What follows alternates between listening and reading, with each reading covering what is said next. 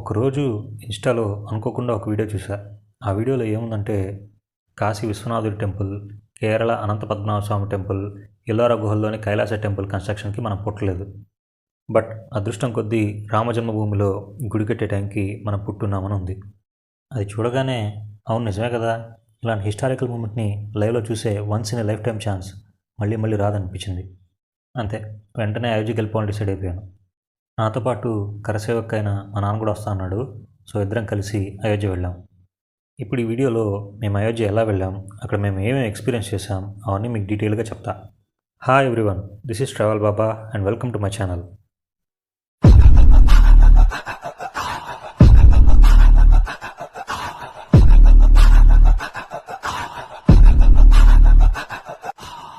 వెళ్దామని అయితే అనుకునేసాం కానీ ట్రైన్ టికెట్స్ ఒక్కట్లేవు. సర్లే తత్కాల్లో దొరికితే చూద్దాంలే అని అనుకున్నాం. మా అదృష్టం కొద్దీ సంఘమిత్ర ఎక్స్ప్రెస్కి తత్కాల్లో ప్రయాగ్రాజ్ దాకా టికెట్స్ దొరికాయి.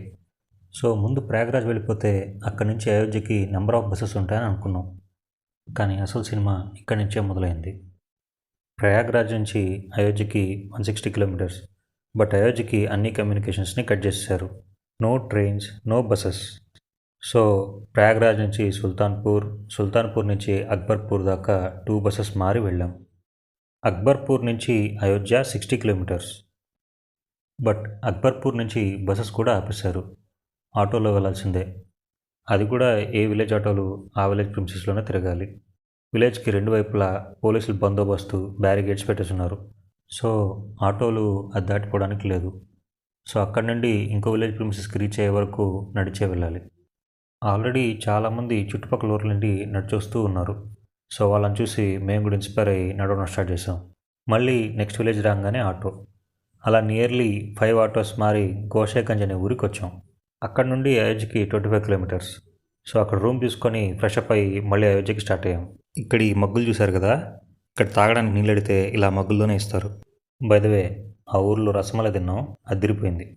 అండ్ మళ్ళీ సేమ్ డ్రిల్, కొంచెం దూరం ఆటోలో వెళ్ళడం, కొంచెం దూరం నడవడం. మధ్యలో పాండే అని ఒక ఆయన మమ్మల్ని చూసి జాలిపడి లిఫ్ట్ ఇచ్చాడు. ఆంధ్ర నుండి వచ్చామనేసరికి ఏంటి అంత దూరం నుంచి వచ్చారా అని షాక్ అయ్యాడు. అలా దాదాపు 12 కిలోమీటర్స్ నడిచి ఫైనల్గా అయోధ్య రీచ్ అయ్యాం. ఫంక్షన్ నెక్స్ట్ డేనే కాబట్టి ఊరంతా ఆల్రెడీ సెలబ్రేషన్ స్టార్ట్ అయిపోయాయి. ఊరంతా జనాలు, పాటలు, ఆ ఫ్లవర్ డెకరేషన్స్ అంతా రచ్చరచ్చగా ఉండింది. ఎక్కడెక్కడి నుంచో జనాలు నడుచుకుంటూ సైకిల్లో, బైక్స్లో, ట్రైన్స్లో అలా ఎలా కుదిరితే అలా వచ్చారు. ఊరంతా ఎటు చూసిన కాషాయ జెండాలు, రాముడి భజనలతో నిండిపోయింది. గుడికి వెళ్ళే రోడ్ పేరు జన్మభూమి పత్. అదే గుడికి ఎంట్రన్స్. అక్కడి నుండి ఎవరిని లోపలికి పంపించలేదు. పక్క రోజే ఫంక్షన్ కాబట్టి ఎంట్రన్స్ మొత్తాన్ని నీట్గా డెకరేట్ చేస్తున్నారు. మేము మొత్తానికి రీచ్ అయిపోయే ఆనందంలో అక్కడ నీట్గా ఫోటోలు అవి తీసుకున్నాం. సో అక్కడ నుండి ఒక 2 కిలోమీటర్స్ డిస్టెన్స్లో మాకు రూమ్ దొరికింది. సో నైట్ అక్కడే స్టే చేసాం. లోపలేదో తెలియని ఆనందం, రేపు పొద్దున మేము హిస్టరీ చూడబోతున్నామని. సో తెల్లారగానే చకచక రెడీ అయిపోయి గుడి దగ్గరికి స్టార్ట్ అయ్యాం. దారిలో మాకు కుమ్మరి పని చేసే వాళ్ళు కనపడ్డారు. యూపీలో కాశీ, ప్రయాగ ఇలా చాలా ప్లేసెస్లో టీని ఇలా మట్టి గ్లాసెస్లోనే ఇస్తారు. సో ఇక్కడ వీటి మ్యానుఫ్యాక్చరింగ్ ఎక్కువ. టీ తాగాక ఈ గ్లాస్ని పడేస్తారు. ఇక్కడ దాదాపు అన్ని షాపుల్లో టీ 10 రూపీసే. 10 రూపీస్కి ఇది చాలా ఎక్కువ. ఇదే మన దగ్గర తందూరి చాయ్ అది ఇది అనేసి 30 నుండి 50 రూపీస్ దాకా తీసుకుంటారు. ఇక్కడ ఇంకా ఇలాంటి వృత్తులు బ్రతికే ఉన్నాయి. మన సైడ్ ఇవన్నీ అంతరించిపోయి చాలా కాలం అయింది. ఇలా ఇవన్నీ చూసుకుంటూ వెళ్ళాము. తీరా 1/2 కిలోమీటర్ వెళ్ళాక పోలీసులు మమ్మల్ని ఆపేశారు. ఓన్లీ పాసెస్ ఉండే వాళ్ళనే లోపలికి అలో చేస్తాం, లేకపోతే మీరు ఇక్కడే వెయిట్ చేయాలని చెప్పారు. మనం ఊరుకుంటామా? ఇంతలో నాకు ఇక్కడ ఒక అతను కనిపించాడు. అతని పేరు ప్రదీప్ కుమార్. రాంచీ నుంచి అయోధ్య దాకా నడుచుకుంటూ వచ్చాయంట. ఇలా చాలామంది దేశంలో ఎక్కడెక్కడి నుంచో నడుచుకుంటూ వచ్చారు. ये आपका नाम? प्रदीप कुमार। आप रांची से? कितने दिन लगे? 17 दिन लगा आने। 17 दिन। जी। आप अंदर नहीं चला? मैं अंदर अभी जाने का क्या बोलूँ, पास वगैरह मेरे पास नहीं है। कब दर्शन करना चाहते हैं आप? दर्शन मैं अगर करना चाहता हूँ, अगर कल भी हो जाए तो मैं कल कर लूँगा। और सुनने में तो आ रहा है कि कल भी हो सके, तो अभी इतना काफ़ी भीड़ रहेगा कि मुश्किल ही है अंदर जाना, लेकिन मैं कोशिश करूँगा कल करके निकलूँगा अगर। और निकलना पैदल पे या? नहीं, निकल पैदल अब जा नहीं सकता, मैं काफ़ी दूर से आ गया हूँ तो पैदल। ठीक। ప్రాణప్రతిష్ఠకి టైం దగ్గర పడే కొద్దీ కోతులు విపరీతంగా వచ్చేసాయి. నియర్లీ సమ్ 50 to 100 కోతులు చూశాను నేను. ప్రాణప్రతిష్ఠకి వానరసేనంతా వచ్చినట్టు అనిపించింది. సో ఫైనల్లీ సందులు గొంతులు తిరిగి గోడలు దూకి మొత్తానికి ఎంట్రన్స్ దగ్గరికి వచ్చేసాము. ఆల్రెడీ అక్కడ ఫుల్ జనాలు అండ్ సెక్యూరిటీతో నిండిపోయింది.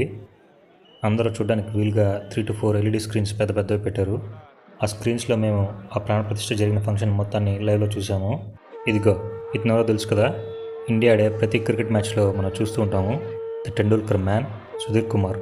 టెండూల్కర్ ఎక్కడుంటే ఇతను అక్కడ ఉంటాడు. సో టెండూల్కర్ లోపల ప్రాణప్రతిష్ఠ ఫంక్షన్లో ఉన్నాడు కాబట్టి మనోడు కూడా వచ్చాడు.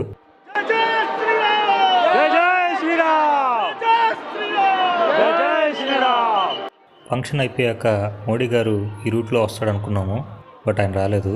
కానీ పవన్ కళ్యాణ్ ఇంకా అనుపమ్ ఖేర్, చిన్నజీర స్వామి వీళ్ళంతా ఈ రూట్లో వచ్చారు. సో ఫంక్షన్ అయిపోయేసరికి సాయంత్రం 4:30 అలా అయింది. ఈవినింగ్ ఊరంతా దీపాలతో నిండిపోయింది. అందరూ టపాసులు కలుస్తూ ఫుల్గా సెలబ్రేట్ చేశారు. నాకైతే దీపావళి అంటారా జనవరిలో వచ్చింది అన్నట్టు అనిపించింది.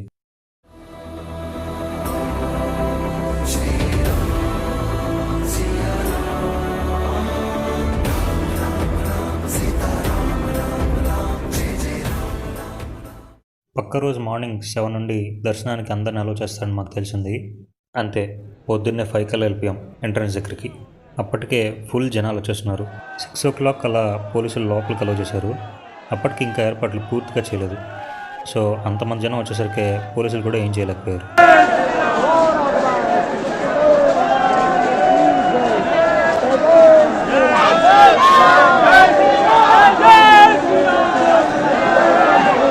మొబైల్స్ అలవ్ లేదనేసరికి ఫస్ట్ టైం నేను ఫోన్ తీసుకెళ్ళలేదు. కానీ చాలామంది మొబైల్స్ తెచ్చుకున్నారు లోపలికి.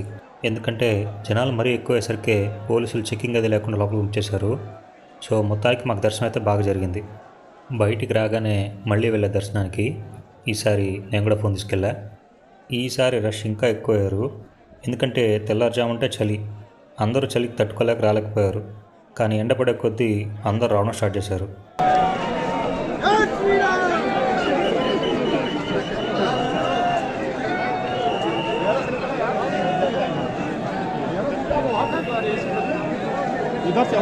चलो चलो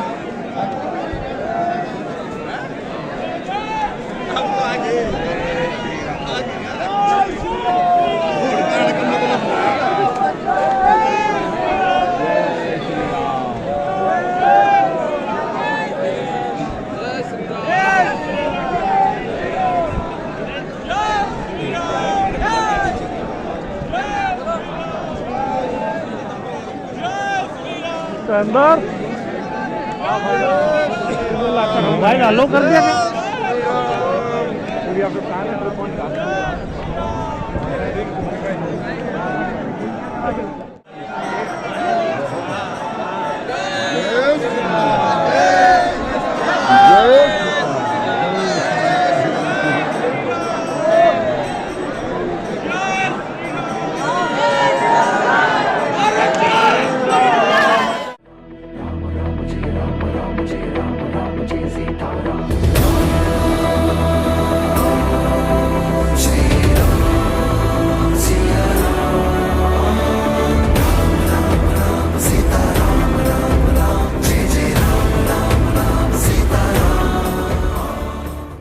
చూశారుగా రష్ ఎలా ఉన్నారో.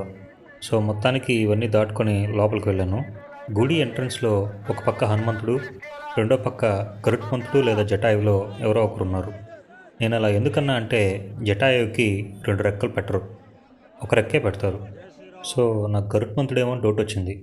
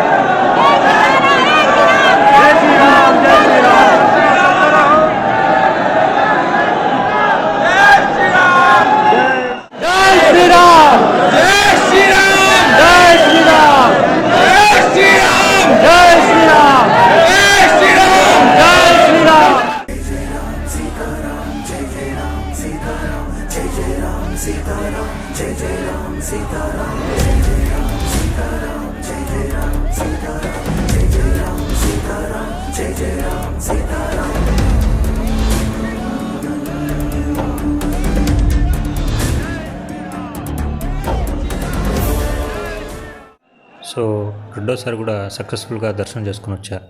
గుడిలోని ఆర్కిటెక్చర్ నాకు చాలా వరకు ఢిల్లీలోని అక్షర్ధామ్లా అనిపించింది. గుడి డిజైన్ చేసిన ఆయన పేరు చంద్రకాంత్ సోంపురా. ఈయన ఇదివరకు Konark Sun Temple, Statue of Unity design చేశాడు. అక్షర్ధామ్ టెంపుల్ని డిజైన్ చేసింది కూడా వీరేంద్ర త్రివేది అని సోంపురా ఫ్యామిలీయే.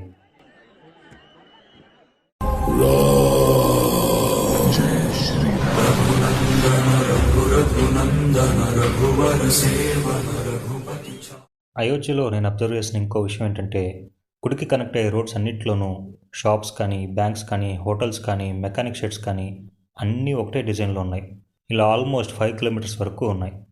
అలా నడుచుకుంటూ సరయూ నది ఘాట్కి వెళ్తూ ఉంటే దారిలో ఈ కోట కనిపించింది. దీని పేరు రాజ్ సదన్. దీన్ని కట్టించిన ఆయన పేరు సుదర్శన్ మహారాజ్. ఆశ్రమ్ అనే వెబ్ సిరీసు ఇంకా బాలీవుడ్లో చాలా షూటింగ్స్ ఇక్కడ జరుగుతూ ఉంటాయంట. లోపలికైతే ఎవరిని అలౌ చేయట్లేదు. సో బయట నుంచే ఫొటోస్ అవి తీసుకొని వచ్చేసాం. ఈ బుడ్డోని చూడండి, రోప్ మీద ఎలా డ్యాన్స్ చేస్తున్నాడు. ఎప్పుడో నా చిన్నప్పుడు చూసా ఇలాంటివి, మళ్ళీ ఇదే చూడడం. సో ఇవన్నీ చూసుకుంటూ ఫైనల్గా సరయూ ఘాట్ చేరుకున్నాం.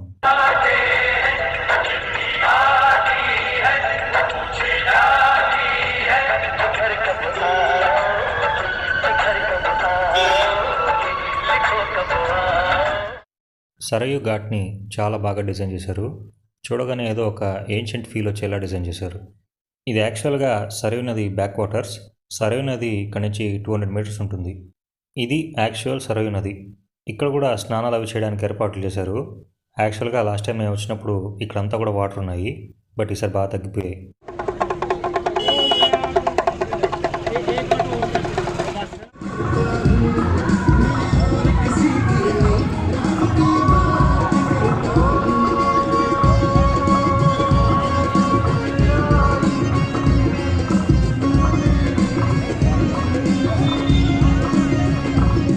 సో మేము వచ్చేసే రోజు ఈవినింగ్ కూడా వీలైతే దర్శనం చేసుకుందాం అని అనుకున్నాం. బట్ ఈసారి కల్లా టెంపుల్ మేనేజ్మెంట్ అన్నీ రెడీ చేసింది. లగేజ్ స్కానింగ్ మెషిన్లు, మొబైల్స్ అవి పెట్టుకోవడానికి లాకర్స్ అన్నీ రెడీ చేసింది. మొత్తం అంతా 10 కౌంటర్స్ ఉన్నాయి. నీట్గా మన థింగ్స్ అన్నీ లాకర్లో పెట్టి మన కీ కూడా ఇచ్చేస్తారు. బట్ ఏమాట కామాట నైట్ టైం లైట్స్తో గుడి మాత్రం అదిరిపోయింది. ఒక సిస్టమ్ ప్రకారం క్యూ అది కూడా పెట్టేశారు కాబట్టి దర్శనం కూడా చాలా త్వరగా అయిపోయింది. అయోధ్యలో ఎక్కడ చూసినా ఈ బస్సులే. సో ఒకసారి ఇందులో కూడా రైడ్కి వెళ్దామని రైల్వే స్టేషన్ దాకా వెళ్ళాం. స్ట్రైట్గా వెళ్తే అయిపోయేదానికి వీడు ఊరంతా తిప్పుకొని తీసుకెళ్ళాడు. సర్లే అని వీడి పేరు చెప్పుకొని మేము ఊరంతా తిరిగి వచ్చాం. అయోధ్యలోని పాత రైల్వే స్టేషన్ పేరు ఫైజాబాద్ జంక్షన్. సీఎం యోగిజీ దీని పేరు అయోధ్య జంక్షన్గా మార్చాడు. బట్ ఇప్పుడు గుడి కట్టేశారు కాబట్టి అక్కడ ఒక పెద్ద రైల్వే స్టేషన్ కట్టి దాన్ని అయోధ్య ధామ్ జంక్షన్గా చేసి పాత రైల్వే స్టేషన్ని అయోధ్య కాండ్గా మార్చారు. యాక్చువల్గా లోపల ఒక మినీ మాల్లా ఉంది. ఈ ఉడతను చూశారు కదా, అయోధ్య ఇన్ఫ్రాస్ట్రక్చర్లో రామాయణానికి సంబంధించిన ఏ చిన్న క్యారెక్టర్ని కూడా మిస్ చేయలేదని నాకు అనిపించింది. అన్నట్టు మీకు విషయం, రామేశ్వరం నుండి అయోధ్యకి ఒక ట్రైన్ ఉంది. ఇది ఎవ్రీ సండే రామేశ్వరం నుండి స్టార్ట్ అయ్యి మండే గూడూరుకు వస్తుంది. గూడూరు తర్వాత డైరెక్ట్ స్టాప్ విజయవాడ. సో ఇది వెనస్డే మార్నింగ్ 4 కల్లా అయోధ్యకి వెళ్ళిపోతుంది. మళ్ళీ వెనస్డే నైట్ 11:45కి అయోధ్య నుండి రిటర్న్ అవుతుంది. మేము రిటర్న్కి ఆ ట్రైన్కే బుక్ చేసుకున్నాము. సో మా ట్రైన్ నైట్ 11:30కి. చూసారా మంచి ఎలా ఉందో. ఇక్కడ టెంపరేచర్ 6 degrees 7 degrees అలా ఉంది. సిగరెట్ కాల్చకుండానే నోట్లోంచి పొగలు వస్తున్నాయి.